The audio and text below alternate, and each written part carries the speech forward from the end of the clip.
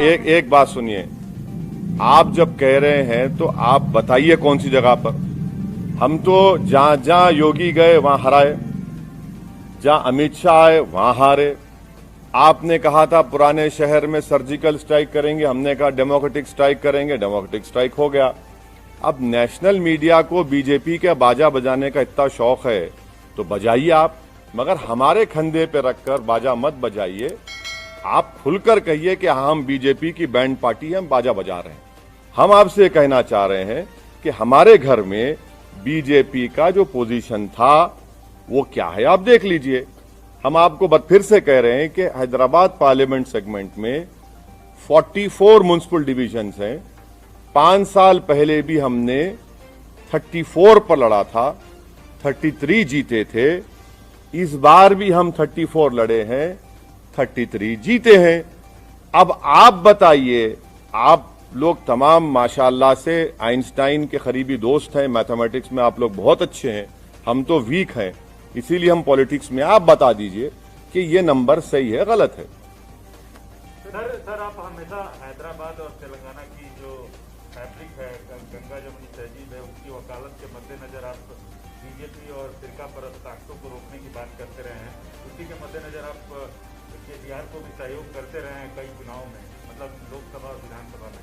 तो इसमें तो नहीं था ना कोई अलायंस हमारा। नहीं, इसमें नहीं था। तो क्या थैंक यू। बीजेपी को रोकने के लिए जैसे आप वकालत करते हैं तो क्या आगे हाथ मिला सकते हैं, क्योंकि जो ये आंधी है, जैसा बीजेपी आप आंधी बोलते? हाँ, बीजेपी आसमान देखिए कितना साफ है, इतना अच्छा मौसम है ना, हवा देखिए। सुनिए ये लफ्ज आंधी का क्या मतलब है? अरे भाई, अगर आंधी होती तो एमएलसी क्यों हार गए महाराष्ट्र में? महाराष्ट्र में हार, अरे ठीक नहीं जी, अरे भाई आवाम का फैसला है, मगर जरा अल्फाज का इस्तेमाल जो है ना, जरा उसके ऊपर देख कर करिए। आंधी आंधी कहाँ आंधी है भाई? अरे भाई, तूफान आपके सामने बैठा हुआ है, आप कहाँ आंधी की बात कर रहे हैं? सर अब चार मीनार की तो बात हो गई, क्या आप कोलकाता के हावड़ा ब्रिज पर कूच करेंगे सर?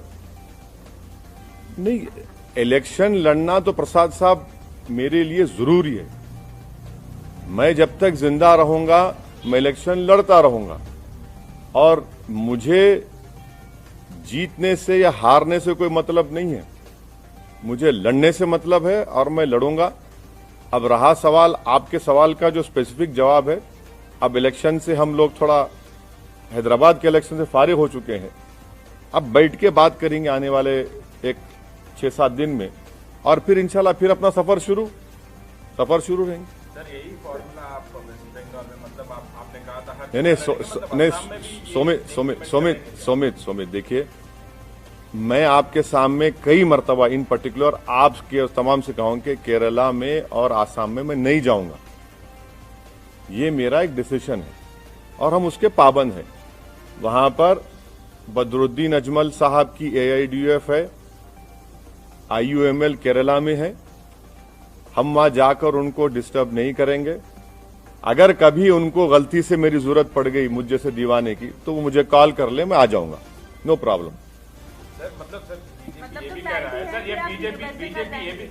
नहीं, ये केरला और आसाम की बात कर रहा हूं। वेस्ट बंगाल, तमिलनाडु में तो लास्ट टाइम लड़े हम लोग, एक सीट लड़े थे, वानियमबाड़ी की सीट लड़े थे हम लोग एक। बिल्कुल तमिलनाडु में लड़ेंगे, क्यों नहीं लड़ेंगे? इधर भी वो राइट साइड बहुत हो गया, लेफ्ट विंग भी है, लेफ्ट साइड भी है। सर बीजेपी ये क्लेम करता रहा कि MIM का और मेनली जो TRS का अलायंस है, मतलब इश्यू बेस्ड जो सपोर्ट था वो रूम के अंदर ही रहा है। तो मतलब सर ये तो इसका मतलब है कि बीजेपी को ये मालूम कि मैं टॉयलेट में जा रहा हूं तो क्या हो रहा है? क्या बात है यार? जिस तरह से ये मुद्दे उठाए गए थे इस बार बीजेपी के द्वारा, जिस तरह का ध्रुवीकरण किया गया, क्या आपको लगता है कि ये कहीं ना कहीं काम किया और आने वाले चुनाव में जो इसे और ज्यादा मजबूती के साथ पेश करेगी बीजेपी? मेरे कॉन्स्टिट्यूंसी में तो काम नहीं किया। नहीं, सुनिए, सर्जिकल स्ट्राइक बोले, ओल्ड सिटी में 30,000 रोहिंग्या बोले, पूरे पुराने शहर की जनता, चाहे वो हिंदू रहो या मुसलमान रहो, बंगाली रहो, दलित रहो।